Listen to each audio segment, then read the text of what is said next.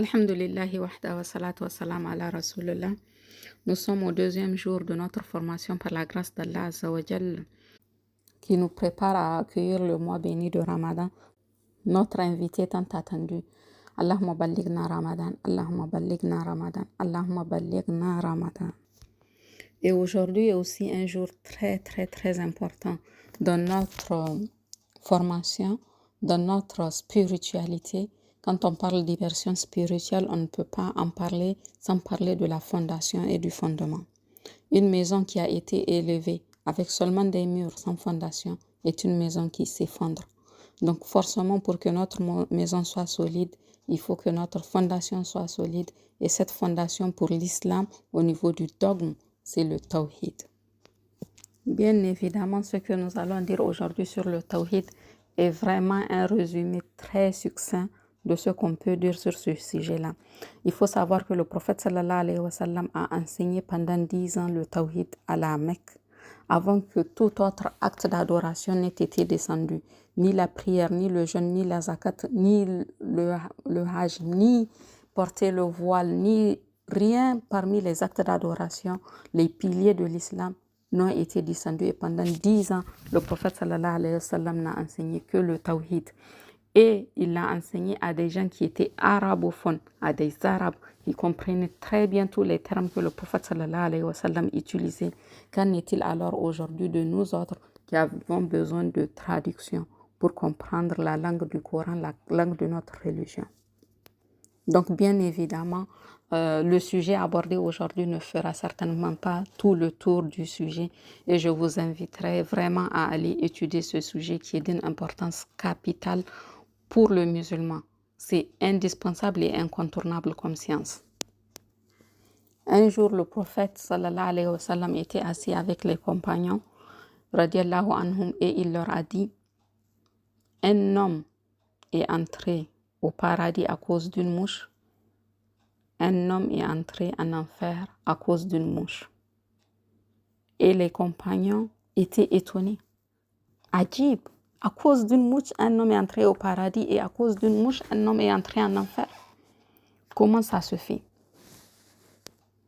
Alors le prophète sallallahu alayhi wa sallam leur a raconté l'histoire de ces deux hommes-là qui voyageaient vers une contrée. Et sur leur passage, ils devaient traverser une ville, un village où il y avait un règlement, une règle pour pouvoir passer.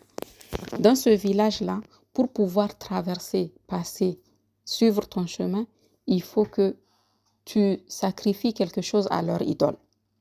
C'est une règle incontournable qu'ils ont mis à leur niveau. Donc, dès que tu arrives dans ce village-là, pour pouvoir continuer ton chemin, il faut que tu sacrifies quelque chose à leur idole. Donc, quand un des hommes est arrivé à ce point, ils lui ont expliqué: un tel, si tu veux passer, il faut que tu sacrifies quelque chose à notre idole. Le premier, il leur a dit: moi, je n'ai pas de quoi sacrifier. Il leur a dit: sacrifie ne serait-ce qu'une mouche. Il faut juste que tu sacrifies quelque chose à l'idole, quelle que soit la chose, même si c'est une mouche, on l'accepte de toi. Par contre, si tu ne sacrifies pas quelque chose à leur idole, ils te tuent. Tu ne peux pas passer en fait. Tu as deux options. Soit tu sacrifies quelque chose à l'idole et tu passes, soit tu ne sacrifies pas quelque chose à l'idole et ils te sacrifient, eux, ils te touchent, ils te tuent. Donc le premier, il a accepté, il a pris une mouche et il l'a sacrifiée pour l'idole. Et on l'a laissé passer. Et il est entré en enfer. Le deuxième est arrivé, même chose. Il faut que tu sacrifies quelque chose pour la mouche, pour l'idole, et on te laisse passer. Et lui, il a dit: j'ai pas de quoi sacrifier. Ils lui ont dit: même si c'est une mouche. Il a dit: même pas une mouche. Wallah, je ne vais sacrifier même pas une mouche à n'importe quelle idole que ce soit. Ils l'ont pris, ils ont dit: bon, si tu ne sacrifies rien à notre idole, la règle c'est que nous on te tue. Tu ne peux pas passer. Ils l'ont pris, ils l'ont tué. Donc celui qui a sacrifié la mouche à l'idole et qui est passé, et celui qui est entré en enfer, et celui qui a refusé de sacrifier la mouche à l'idole, et celui qui a été tué par les adorateurs de l'idole, mais c'est celui qui est entré au paradis. Pourquoi? Le premier est entré en enfer parce qu'il a sacrifié une mouche à une idole. Or, le sacrifice est un acte d'adoration qui ne doit être réservé que pour Allah Azza wa Jal. Et parce qu'il a sacrifié une mouche qui n'est rien du tout, pour nous, il l'a sacrifié à une idole qui est autre chose qu'Allah Azza wa Jal. Alors, il a fait du shirk et il est entré en enfer. Le deuxième qui a refusé de sacrifier la mouche à l'idole est celui qui est entré au paradis parce qu'il a préservé son tawhid. Il a préservé l'unicité d'Allah Azza wa Jal dans son adoration. Je vous raconte cette histoire-là pour que nous prenions conscience de l'importance de connaître le tawhid et que nous prenions conscience de l'importance d'œuvrer selon le tawhid dans notre vie. Et qu'est-ce que le tawhid?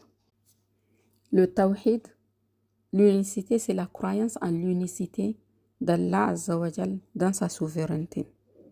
C'est la pureté de l'intention dans son adoration et c'est l'attestation de ses noms et de ses attributs. Donc le tawhid a trois parties.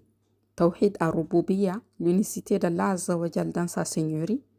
Le tawhid al-Uluhiyya, c'est l'unicité d'Allah Azza wa Jal dans sa divinité et dans son adoration. Et le tawhid al-Asma wa Sifat, qui est l'unicité d'Allah Azza wa Jal dans ses noms et ses attributs.